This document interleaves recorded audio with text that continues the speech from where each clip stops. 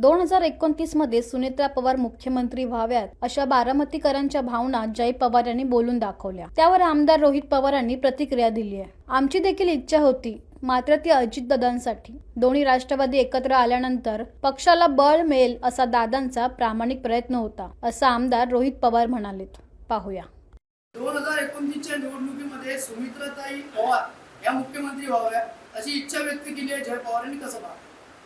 एक तुम्ही समजून घ्या की आमची इच्छा होती आणि दादांची सुद्धा इच्छा होती की येणाऱ्या 2029 मध्ये मुख्यमंत्री पदासाठी प्रयत्न करावा।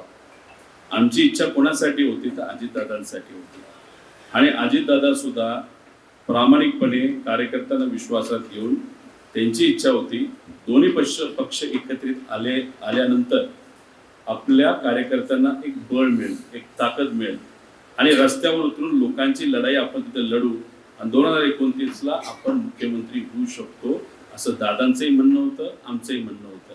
त्यामुळे मला एकच सांगायचं, या महाराष्ट्रामध्ये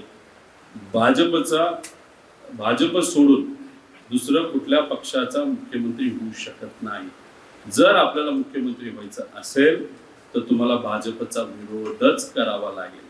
त्यामुळे दादांच्या शेवटच्या 4 महिन्यामध्ये जर आपण सर्वांनी बघितलं असेल, दादा सातत्याने भाजपच्या विरोधातच तिथं बोलत होते, लोकांच्या बाजूनी बोलत होते, विचाराच्या बाजूनी बोलत होते। त्यामुळे आपण जर कुणीही मुख्यमंत्र्याचं स्वप्न मनामध्ये ठेवत असाल ते भाजप बरोबर होणार नाही।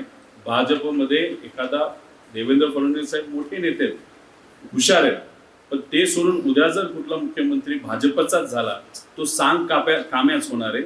असं काय खूप विचाराचा व्यक्ती तिथं बसणार नाही आणि विरोधी पक्ष मित्र पक्षाचा कुणी मुख्यमंत्री तिथं होत नाही। ज्या व्यक्तीबद्दल तुम्ही म्हणत आहात त्यांना म्हणा, वाल्मिकी रामायण कधी वाचलंय का बघा। त्या रामायणामध्ये भगवान यांचा उल्लेख एकेरी केला आहे। मग उद्या जाऊन तुम्ही त्याच्यावर ऑब्जेक्शन घेणार आहे का? विषय असा असतो की त्या काळामध्ये जी काही पुस्तकं आली आहेत तो इतिहासाचा भाग झाला। त्यावेळेस सगळेच लोक लिहित असताना आदराने लिहितात। प्रभू रामचंद्रांबद्दल सुद्धा आदराने लिहिलं आहे, प्रेमाने लिहिलेलं आहे। शिवाजी महाराजांबद्दल सुद्धा त्या काळामध्ये समकालीन जे सगळे लेखक होते त्यांनी तशाच पद्धतीने लिहिले, पण खरा इतिहास पुढे आणलेला आहे। नंतरच्या काळामध्ये जेव्हा पुस्तकं लेखक लिहायला लागले तेव्हाच पद्धत बदलली, छत्रपती शिवाजी महाराज हे लिहिण्यात आलं। त्यामुळे पूर्वी सुद्धा तुम्ही जर बघितलं, शाळेची नावं घ्या, रस्त्याची नावं घ्या, नाहीतर आपलं कोल्हापूर जे युनिव्हर्सिटी त्याचं नाव घ्या, ही पूर्वीची त्याची ती परिस्थिती आहे, पद्धत होती। म्हणजे आपण जसं आईशी बोलतो प्रेमाने बोलतो, पण नंतरच्या काळामध्ये ती पद्धत बदलली। उद्या जाऊन मी म्हणू शकत नाही, एकेरी नाव घेऊ शकत नाही महाराजांचं आणि मी घेणार पण नाही। पण आजचा काळ वेगळा, पूर्वी लिहिण्याची पद्धत, विचार करण्याची पद्धत ही वेगळी। त्यामुळे आमचं काय मत आहे की आपण जेव्हा एखाद्या गोष्टीवर बोलतो, बातमी होण्यासाठी स्टेटमेंट कुणी करू नये।